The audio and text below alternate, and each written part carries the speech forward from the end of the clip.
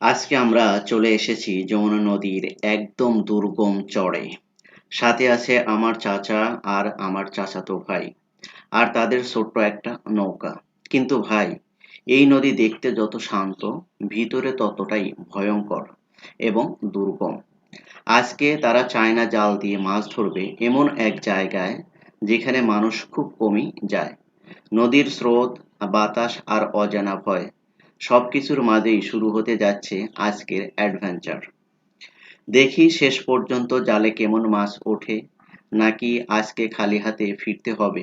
ভিডিওটা শেষ পর্যন্ত দেখুন, কারণ সামনে যা হতে যাচ্ছে সেটা সত্যি অবাক করার মতো। দেখুন বন্ধুরা, এদিকে একটু খেয়াল করুন, এদিকে খেয়াল করলে খুব ভালোভাবে বুঝতে পারবেন। এই যে আমার চাচাতো ভাই, ও কিন্তু এই যে নৌকো নিয়ে কিন্তু আমাদের বাড়ি থেকে এই যে যমুনা নদীর যে গহীন চর, সেই চরের ভিতরেও কিন্তু আবার নদী আছে। অর্থাৎ এই নদীগুলো ক্যানেলের মতন, বিলের মতন। অর্থাৎ চরই আছে, কিন্তু তার ভিতরে আপনার লেকের মতন এবং বিলের মতন একটু নিচু জায়গা থাকে। সেখানে কিন্তু বন্যা আপনার ইটা আসার আগেই একবারে পুরোপুরি পানি আসার আগেই সেগুলো কিন্তু ভরে যায়, কারণ একদম মেন নদীর সাথে এগুলো ক্যানেল থাকে।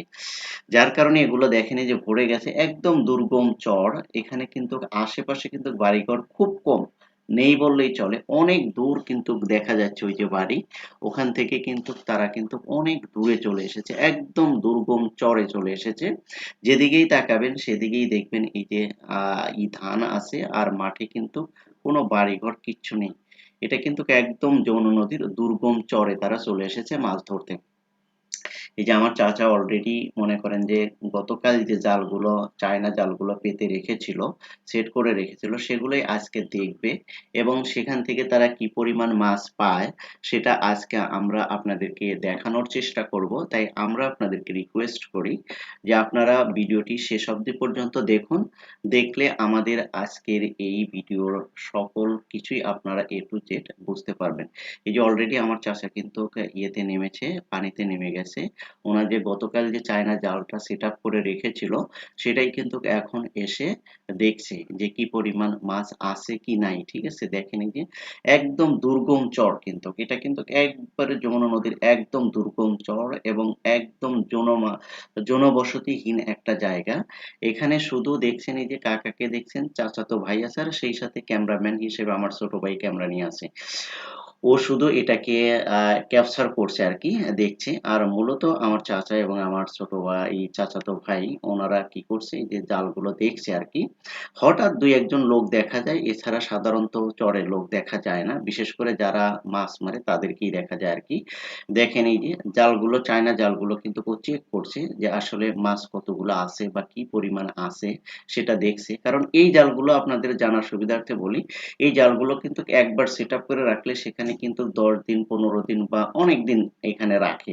কারণ এটা একবার সেট আপ করলে দেখা যায় যে অনেক দিন রাখে, কারণ এখান থেকে যদি মাছ যদি ভালো যদি ধরা পড়ে, তাহলে এখান থেকে সাধারণত আর উঠানো বা নড়াচড়া করা হয় না। এভাবেই চলতে থাকে যতদিন পর্যন্ত মাছ আসে আরকি। যেমন মাছ ধরা পড়ে তাহলে এখানেই রেখে দেবে। আর যদি দেখে যে মাছ এখানে ধরা পড়ছে না, বা মাছ ওইভাবে যে হারে তারা প্রত্যাশা করছে ওইভাবে মাছ পাচ্ছে না, তাহলে এখান থেকে জালগুলো উঠিয়ে নতুন কোনো জায়গা সিলেক্ট করে, সেখানে আবার এই জালগুলো সেট করে। তো এরকমই কিন্তু ওই যে দূর ইয়েতে দেখছেন আপনারা, ওখানেই কিন্তু আমাদের ইগুলো, ঠিক আছে? তো ওখান থেকে এসে এই দুর্গম চরে এই যে জালগুলো কিন্তু পেতে রেখেছিল, অনেকদিন আগ থেকেই এখানে ছিল। সম্ভবত এখন একটু মাছ মনে হয় পাচ্ছে, যার কারণে জালগুলো উঠানো হচ্ছে না, আবার এখানেই সেট আপ করে রাখছে। ওই যে এক গাছ জাল, এটা কিন্তু আপনার এক একটা জাল কিন্তু ৬০ হাত ৮০ হাত পর্যন্ত হয়ে লম্বা হয়ে থাকে। সেই জালগুলো এক এক জায়গায় এক একটা পেতে রাখে। কয়েকটা জাল কিন্তু অলরেডি দেখেছি, আপনাদেরকে মাছটা দেখাচ্ছি, একটু ওয়েট করেন। তারপরে দেখেন এই যে আরেকটা নতুন জাল ওরা করলো আরকি, দেখতেছিল। আমার চাচা অলরেডি এক মাথা থেকে মানে যে একবারে দেখতে দেখতে নিয়ে আসে, তারপরে একদম ইয়েতে নিয়ে এসে চাচাতো ভাইয়ের কাছে দেয় যে আসলে মাছ আছে কিনা। যদি থাকে তাহলে ওরা মাছটা ক্যারি করে, আর যদি না থাকে তাহলে জালটা আবার আগের জায়গায় রেখে দেয়। এদিকে একটু খেয়াল করেন, এই যে দেখেন হালকা কিছু মাছ আছে। তবে আমি ওদের সাথে কথা বলে যেটা জানতে পেরেছি সেটা হলো যে আগে যেরকম মাছ ধরা পড়তো সেরকম পুরোপুরি মাছগুলো নেই। তবে হালকা মানে একবারে খারাপও না। কারণ ওদের জাল কিন্তু অনেকগুলো। দেখা যায় যে একেকটা জাল যদি ৭০-৮০ হাত করে যদি লম্বা হয় এরকম ১৫ থেকে ২০ গাছ জাল আছে। এভাবে কিন্তু মানে একটা জাল থেকে যদি মনে করেন যে ১/২ কেজি বা আ আর ২৫০ গ্রাম যাই বলি না কেন যত কমই হোক এরকম ২০ টা জাল থেকে উঠলে কিন্তু দেখা যায় যে মোটামুটি যে পাতিল নিয়ে গেছে, গামলা নিয়ে গেছে এটা কিন্তু মোটামুটি হাফ বা অর্ধেকও হয়ে যাবে। কারণ এখন মাছের সিজন যেহেতু তারপরেও পানি ওঠানামা করছে, বাড়ছে কমছে যার কারণে মাছের ইটা একটু ধরা একটু কম হচ্ছে আরকি। যেটা আমি ওদের সাথে কথা বলে জানতে পেরেছি আরকি। দেখেন এই যে সবগুলো জালই কিন্তু একে, একে কিন্তু সবগুলো দেখছে। ওরা কিন্তু সবগুলোই একসাথে কিন্তু মানে করে দেখতেছে যেখানে, যেখানে জালগুলো রেখে গিয়েছিল। এই যে কিছু মাছ দেখাচ্ছে চাচাতো ভাই। আ ও বলছে যে এই মাছগুলো আসছে আরকি। তবে এর চেয়েও আরো বেশি মাছ আসতো। ঠিক আছে? অনেক বেশি মাছ আসতো। কিন্তু এখন ইদানিং যেই পরিমাণ মাছটা ধরার কথা সেই পরিমাণ মাছগুলো আসছে না। তারপরেও জাল তো আর বাসায় ফেলে রাখা যায় না। যেহেতু এটা এখন কি ইয়ের চরে এখন কোনো কাজ-বাজ নেই। যাদের জাল আছে তারা অবশ্যই এখানে করবে আরকি। এই যে জালগুলো কিন্তু ঠিক করে দিচ্ছে। এই যে দেখেন এখান থেকে নৌকো থেকে ওরা জালগুলো ঠিক করে তারপরে আবার আরেক গাছ উঠাবে বা এরকম যেখানে, যেখানে ওদের জালগুলো আছে সবগুলোই কিন্তু ওরা কিন্তু এগুলো করে দিবে। যাতে করে আবার নতুন করে আবার তার পরের দিন বা এসে আবার কিন্তু সকালবেলা এসে ওরা আবার এই জালগুলো দেখবে।